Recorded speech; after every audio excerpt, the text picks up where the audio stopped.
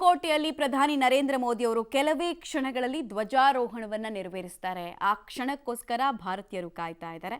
140 ಕೋಟಿ ಭಾರತೀಯರ ಪ್ರತಿನಿಧಿಯಾಗಿ ನರೇಂದ್ರ ಮೋದಿ ಅವರು ಆಡುವಂತಹ ಮಾತುಗಳ ಬಗ್ಗೆ ಕೂಡ ಕುತೂಹಲ ಇದೆ.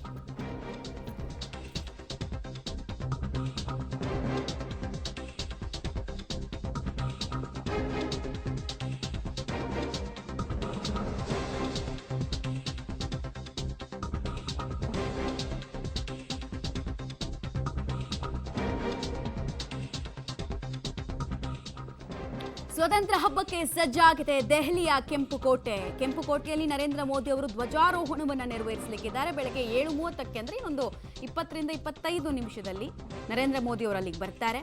12ನೇ ಬಾರಿಗೆ ಧ್ವಜಾರೋಹಣವನ್ನ ನರೇಂದ್ರ ಮೋದಿ ಅವರು ಮಾಡ್ತಾರೆ. ಧ್ವಜಾರೋಹಣದ ಬಳಿಕ ದೇಶವನ್ನ ಉದ್ದೇಶಿಸಿ ಮೋದಿ ಅವರು ಮಾತನಾಡ್ತಾರೆ. ಅದರಲ್ಲಿ ಆಲ್ಮೋಸ್ಟ್ ಈ ಆಪರೇಷನ್ ಸಿಂಧೂರದಿಂದ ಹಿಡಿದು ಭಾರತ ಸರ್ಕಾರ ಸಾಕ್ತಾ ಇರುವಂತಹ ಪಥ, ಭಾರತ ಯಾವ ರೀತಿ ಸೂಪರ್ ಪವರ್ ರಾಷ್ಟ್ರವಾಗಿದೆ ಅದೆಲ್ಲವನ್ನ ಕೂಡ ನರೇಂದ್ರ ಮೋದಿ ಅವರು ಸುದೀರ್ಘವಾಗಿ ಹೇಳಲಿದ್ದಾರೆ. ಆ ನಿರೀಕ್ಷೆ ಇದೆ. ಧ್ವಜಾರೋಹಣದ ಬಳಿಕ ಎಂದಿನಂತೆ 71 ಗನ್ನ ಸಲ್ಯೂಟ್ ಇರುತ್ತೆ. ವಾಯುಪಡೆ ಹೆಲಿಕಾಪ್ಟರ್ನಿಂದ ಪುಷ್ಪವೃಷ್ಟಿ ಆಗುತ್ತೆ. ಸ್ವತಂತ್ರೋತ್ಸವದಲ್ಲಿ ಆಪರೇಷನ್ ಸಿಂಧೂರದ ಪ್ರತಿಬಿಂಬ ಮಾರ್ಧನಿಸೋದ್ರಲ್ಲಿ ಯಾವುದೇ ರೀತಿಯಾಗಿ ಅನುಮಾನಗಳು ಬೇಡ. ಸೊ ನಾನು ಹೇಳ್ತಾ ಇದ್ದೆ ನಿಮಗೆ, ಪರಕೀಯರಿಂದ ನಮ್ಮ ದೇಶವನ್ನು ರಕ್ಷಣೆ ಮಾಡಿದಂತಹ ಅನೇಕರ ತ್ಯಾಗ ಬಲಿದಾನವನ್ನು ನೆನೆಯುವಂತಹ ದಿನ ಅಂತ. ಏನಕ್ಕೆ ಇದನ್ನು ಹೇಳ್ತಾ ಇದ್ದೀವಿ ಅಂದರೆ, ಇವತ್ತು ನಮಗೇನದು ತುಂಬ ಸ್ವತಂತ್ರ ಅಂದರೆ ಅದರ ಮೀನಿಂಗ್ಗೆ ತುಂಬ ಅರ್ಥಗಳು ಸಿಗೋದಿಲ್ಲ. ಯಾಕಂದರೆ ನಾವು ಹುಟ್ಟಿದಾಗ್ಲಿಂದ ಕೂಡ ಸ್ವತಂತ್ರಗೊಂಡವ್ರೆ. ಆದರೆ ನಿರಂತರವಾಗಿ ಪರಕೀಯರ ದಬ್ಬಾಳಿಕೆಯನ್ನು ಅನುಭವಿಸಿದಂತಹ ಆ ವರ್ಗ ಇತ್ತಲ್ಲ, ಅವ್ರ ತ್ಯಾಗ ದೊಡ್ಡದು. ಒಂದೊತ್ತು ಊಟ ಸಿಗ್ತಿರ್ಲಿಲ್ಲ, ಆದರೂ ದೇಶದ ಸ್ವತಂತ್ರೋತ್ಸವಕ್ಕೋಸ್ಕರ ಶ್ರಮಿಸಿದರು. ಸಾವು ಕಣ್ಮುಂದೆ ಇದೆ, ಹೊಡಿತಾರೆ ಸಾಯಿಸ್ತಾರೆ ಅಂತ ಗೊತ್ತಿದ್ರೂ ಕೂಡ ನಮ್ಮೆಲ್ಲರಿಗೂ ಇವತ್ತು ಸುಂದರವಾದ ನಾಳೆಗಳನ್ನು ಕಲ್ಪಿಸೋದಕ್ಕೆ ಅವರ ನಾಳೆಗಳನ್ನು ಅವರು ತ್ಯಾಗ ಮಾಡಿದ್ರು. ಹೀಗಾಗಿ ಅವರನ್ನು ನೆನಿಲೇಬೇಕು. ಮತ್ತು ಕನಸು ಕಾಣೋದಕ್ಕೆ ಪರಾಕ್ರಮವನ್ನು ಮನಸ್ಸು ಮಾಡಿದ್ರೆ ನಾವು ಶ್ರೇಷ್ಠ ಪರಾಕ್ರಮವನ್ನು ತೋರಿಸಬಹುದು ಅನ್ನೋದಕ್ಕೆ ಇವತ್ತಿನ ದಿನವನ್ನು ಭಾರತದ ಭವ್ಯ ಪರಂಪರೆ ಎಂದಿಗೂ ನೆನಪಲ್ಲಿ ಇಟ್ಕೊಳ್ಳುವಂತ ಮಾಡುತ್ತೆ. ಆಪರೇಷನ್ ಸಿಂಧೂರಕ್ಕೆ ಸಂಬಂಧಪಟ್ಟಂತೆ ಅಲ್ಲಿ ಥೀಮ್ ಯಾವ ರೀತಿ ರೆಡಿ ಆಗಿದೆ ಅನ್ನೋದನ್ನು ವಿಜುವಲ್ಸಲ್ಲಿ ನೋಡ್ತಾ ಇದ್ದೀರಾ. ನಾನು ಹೇಳ್ತಾ ಇದ್ದೆ ನಿಮಗೆ, ಶಾಂತಿಯಿಂದ ಸ್ವತಂತ್ರ ಸಿಕ್ಕಲಿಲ್ಲ, ಕ್ರಾಂತಿಯಿಂದ ಸಿಕ್ತು ಅನ್ನೋ ವರ್ಗ ಭಾಳ ದೊಡ್ಡದಿದೆ. ನನ್ನ ಪ್ರಕಾರ ಶಾಂತಿ ಮತ್ತು ಕ್ರಾಂತಿ ಎರಡೂ ಕೂಡ ಪರಾಕ್ರಮಗಳೇ. ಶಾಂತಿ ಹೇಗೆ ಪರಾಕ್ರಮ ಅಂತ ಕೇಳಿದರೆ, ಹೊಡಿತಾ ಇರ್ತಾರೆ, ಲಾಠಿ ಏಟ್ ಬೀಳ್ತಾ ಇರುತ್ತೆ ಹಿಂದೆ ಸ್ವತಂತ್ರ ಹೋರಾಟಗಾರರಿಗೆ. ಪಾಪ ಅವರು ಅಹಿಂಸಾವಾದವನ್ನು ತೋರಿಸ್ತಾ ಇರ್ತಾರೆ. ಆಕ್ರೋಶದ ಲಾವ ಸ್ಫೋಟಿಸ್ತೆ ಮನಸ್ಸಲ್ಲಿ ಮತ್ತು ಮುಖಭಾವನೆಯಲ್ಲಿ ಶಾಂತಿಯನ್ನು ತೋರಿಸೋದು ಪರಾಕ್ರಮನೇ. ಯಾರಿಗಾಗುತ್ತದು? ಆವೇಶ ಬರಲ್ವಾ? ಅಂತಹ ತ್ಯಾಗವೀರರನ್ನು ನೆನೆಯೋಣ. ನಮಗೆ ಗೊತ್ತಿರೋದು ಕೆಲವು ಹೆಸರುಗಳು ಮಾತ್ರ. ಇವರು ಧೀಮಂತ ನಾಯಕರು ಅಂತ ನಾವೆಲ್ಲ ಭಾವಿಸಿದ್ದೀವಿ. ಇವರಷ್ಟೇ ಪರಾಕ್ರಮವನ್ನು ಗೈದಂತಹ ಅನೇಕ ಅನ್ಟೋಲ್ಡ್ ಸ್ಟೋರೀಸ್ ನಮ್ಮ ಭಾರತೀಯ ಇತಿಹಾಸದಲ್ಲಿದೆ. ಕೆಲವು ನಿಮಗೆ ಲೋಕಲ್ ಬುಕ್ಸಲ್ಲಿ ಸಿಗುತ್ತೆ, ರಾಜ್ಯವಾರು ಯಾರು ಅತಿ ದೊಡ್ಡ ಹೋರಾಟಗಾರರು ಅಂತ. ಬಟ್ ಇವರನ್ನೆಲ್ಲ ಒಗ್ಗೂಡಿಸೋದಕ್ಕೆ ಮೊದಲ ಸ್ವಾತಂತ್ರ್ಯ ಸಂಗ್ರಾಮದಿಂದ ಹಿಡಿದು ಇಲ್ಲಿ ತನಕ 1857ನಿಂದ 1947 ತನಕ ಯಾರ್ಯಾರು ಹೋರಾಟವನ್ನು ಮಾಡಿದ್ರು ಭಾರತದ ಇತಿಹಾಸದ ಪುಟದಲ್ಲಿ ಅವರಿಗೆಲ್ಲರಿಗೂ ಕೂಡ ಶಾಶ್ವತವಾದ ಸ್ಥಾನಮಾನಗಳಿರುತ್ತೆ. ಸಾವನ್ನ ತಬ್ಬಿಕೊಳ್ಳೋದಿದೆಯಲ್ಲ, ನಾವು ಮಾತಾಡೋದಕ್ಕೆ ಸುಲಭ ಅದನ್ನೆಲ್ಲ.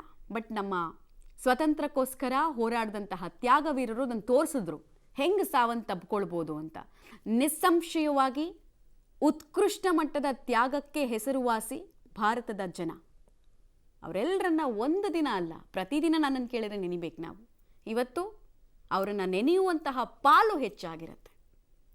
ದೆಹಲಿಯ ಕೆಂಪುಕೋಟೆಯ ಆವರಣ ಪುಟ್ಟ ಪುಟ್ಟ ಮಕ್ಕಳಿಂದ ಹಿಡಿದು ಅನೇಕರು ಇವತ್ತು ಅಲ್ಲಿ ಸ್ವತಂತ್ರ ವೀರರಿಗೋಸ್ಕರ ಬಂದಿರೋದನ್ನು ಗಮನಿಸ್ತಾ ಇದ್ದೀರಾ. ನೇಷನ್ ಫಸ್ಟ್, ಪ್ರತಿಯೊಬ್ಬರಿಗೂ ಕೂಡ ಇದು ಬಾಧ್ಯತೆ ಆಗಿರಬೇಕು, ಡ್ಯೂಟಿ ಆಗಿರಬೇಕು.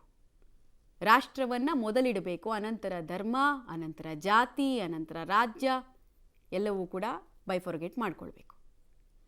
ಸೇನೆಯ ಪರಾಕ್ರಮ ಎಷ್ಟು ಹೇಳೋದು, ಎಷ್ಟು ಹೇಳಿದರೂ ಕೂಡ ಸಾಲಲ್ಲ.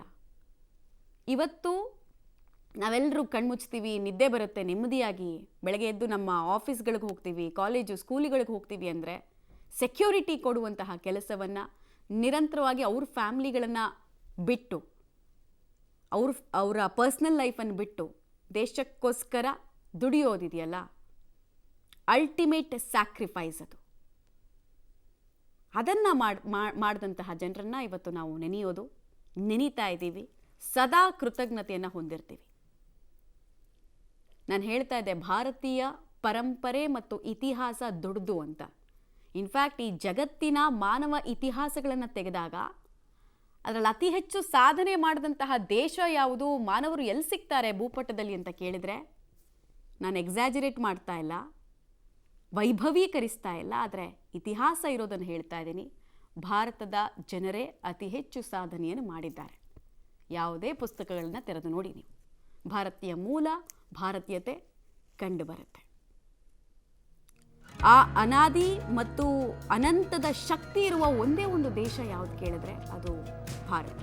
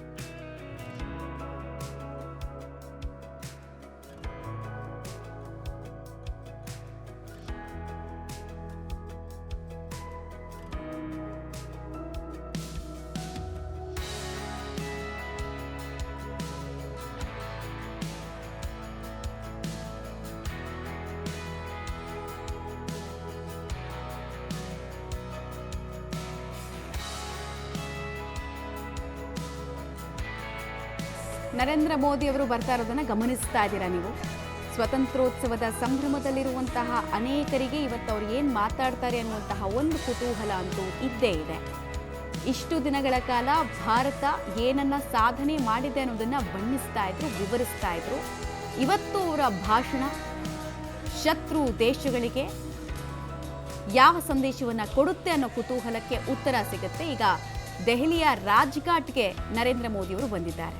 ಪ್ರತಿ ಸಲ ಸ್ವತಂತ್ರದ ಧ್ವಜಾರೋಹಣವನ್ನು ಮಾಡೋಕ್ಕೂ ಮುಂಚೆ ಇಲ್ಲಿಗೆ ಬಂದು ಸ್ವತಂತ್ರಕ್ಕಾಗಿ ತ್ಯಾಗ ಮಾಡಿದಂತಹ ಮಹಾತ್ಮ ಗಾಂಧೀಜಿಯಿಂದ ಹಿಡಿದು ಅನೇಕ ತ್ಯಾಗವೀರರನ್ನ ನೆನೆಯುವಂತಹ ಕೆಲಸವನ್ನು ಮಾಡಲಾಗುತ್ತೆ. ಅಲ್ಲಿ ಗೌರವ ನಮನವನ್ನು ಸಲ್ಲಿಸ್ತಾರೆ. ಈ ದೇಶಕ್ಕೆ ನಾನು ಹೇಳಿದ್ನಲ್ಲ, ಶಾಂತಿ ಮತ್ತು ಕ್ರಾಂತಿ ಎರಡರಿಂದ ಸಿಕ್ಕಂತಹ ಸ್ವತಂತ್ರ. ಶಾಂತಿ ಮತ್ತು ಅಹಿಂಸಾ ತತ್ವವನ್ನು ಪ್ರತಿಪಾದಿಸ್ತಾ ಇದ್ದಂತಹ ಮಹಾತ್ಮ ಗಾಂಧೀಜಿಯವರನ್ನ ನಮ್ಮ ದೇಶದ ಜನ ಪಿತಾಮಹ ಅಂತ ಒಪ್ಪಿಕೊಂಡಿದ್ದಾರೆ. ಅವರಿಗೆ ಗೌರವ ನಮನವನ್ನು ಸಲ್ಲಿಸ್ತಾ ಇದ್ದಾರೆ ನರೇಂದ್ರ ಮೋದಿಯವರು. ಪುಷ್ಪ ನಮನ, ಗೌರವ ನಮನವನ್ನ ಪ್ರತಿ ಬಾರಿ ಕೂಡ ಧ್ವಜಾರೋಹಣಕ್ಕೆ ಮುನ್ನ ಇಲ್ಲಿಗೆ ಬಂದು ಸಲ್ಲಿಸೋದು ವಾಡಿಕೆ.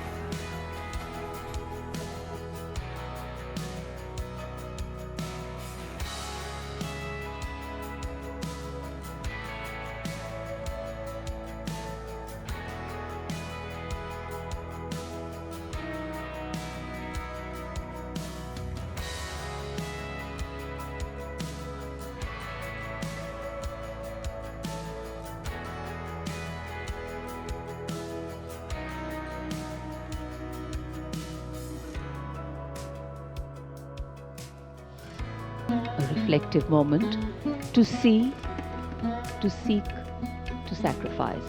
Many have walked this path before and many more will walk it too. It is to walk with light, to walk in spite, and to walk with insight. That makes leadership. ದೇಶಕ್ಕೆ ರಾಮರಾಜ್ಯದ ಕನಸನ್ನ ಬಿತ್ತಿದವರು ಮಹಾತ್ಮ ಗಾಂಧೀಜಿಯವರು. So ಅವರಿಗೆ ನಮನವನ್ನು ಸಲ್ಲಿಸೋ ಕೆಲಸವನ್ನು ಪ್ರಧಾನಿ ನರೇಂದ್ರ ಮೋದಿಯವರು ಮಾಡ್ತಿದ್ದಾರೆ. ರಾಮರಾಜ್ಯದ ಕನಸು, ಅಹಿಂಸಾ ತತ್ವ ಎಲ್ಲದರ ಮೂಲಕ ಯುವ ಸಮುದಾಯವನ್ನು ಸೆಳೆದವರು ಮಹಾತ್ಮ ಗಾಂಧೀಜಿ. ಅವರಿಗೆ ಗೌರವ ನಮನವನ್ನು ಸಲ್ಲಿಸ್ತಾ ನರೇಂದ್ರ ಮೋದಿಯವರು ಸಾಕ್ತಾ ಇರೋದನ್ನು ಗಮನಿಸ್ತಾ ಇದ್ವಿ. ಪ್ರತಿ ಬಾರಿ ಕೂಡ ಇಲ್ಲಿಂದ ಲಾಲ್ ಕಿಲಾ ಅಂದರೆ ರೆಡ್ ಫೋರ್ಟು, ಕೆಂಪು ಕೋಟೆ, ಸೊ ಅಲ್ಲಿಗೆ ಹೋಗ್ತಾ ಇದ್ದಾರೆ. ಗಾಂಧೀಜಿಯವರ ಆದರ್ಶ ಸರ್ವಕಾಲಕ್ಕೂ ಕೂಡ ಶಾಶ್ವತವಾಗಿರುತ್ತೆ. ಸರ್ವಕಾಲಕ್ಕೂ ಅದನ್ನು ನಾವು ಅಡಾಪ್ಟ್ ಮಾಡ್ಕೊಳ್ಬೋದು. ಗಾಂಧೀಜಿಯವರ ತತ್ವ, ಆದರ್ಶ, ಅನೇಕ ಪುಸ್ತಕಗಳು ಬಂದಿದೆ, ಅವರದ್ದೇ ಬಯೋಗ್ರಫಿ ಇದೆ. ಓದಿದರೆ ಸುಮಾರು ವಿಚಾರಗಳು ಇಂದಿನ ಯುವ ಸಮುದಾಯ ಕೂಡ ಅಪ್ಲೈ ಮಾಡ್ಕೊಳ್ಬಹುದು.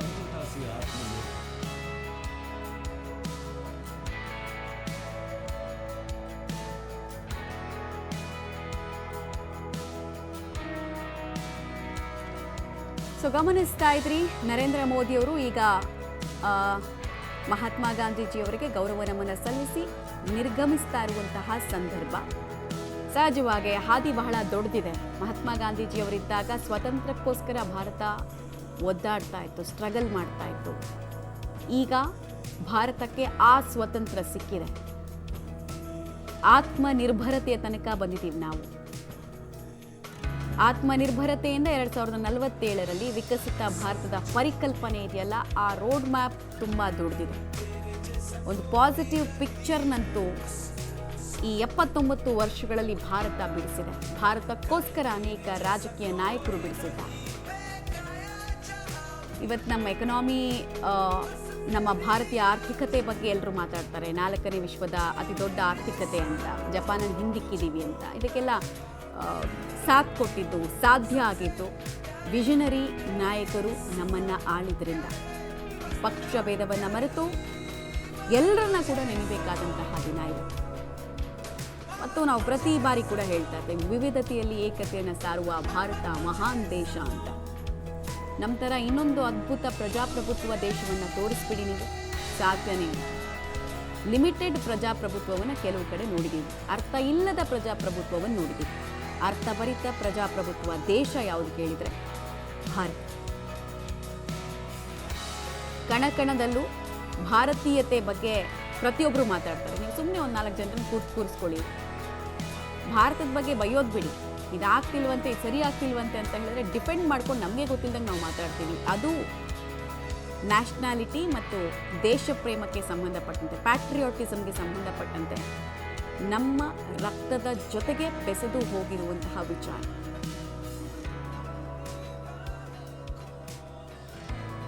ವಿಶೇಷ ದಿನ ಇವತ್ತು ಭಾರತೀಯರ ಪಾಲಿಗೆ. ಶಾಂತಿ, ವೈವಿಧ್ಯತೆ, ಸಾಮರಸ್ಯ, ಏಕತೆ ಇದೆಲ್ಲದರ ಪಾಠ ನಾವು ಕಲಿಸ್ಕೊಟ್ಟಿದ್ದೀವಿ ಇಡೀ ದೇಶಕ್ಕೆ, ಇಡೀ ರಾಷ್ಟ್ರಕ್ಕೆ, ಇಡೀ ಜಗತ್ತಿಗೆ.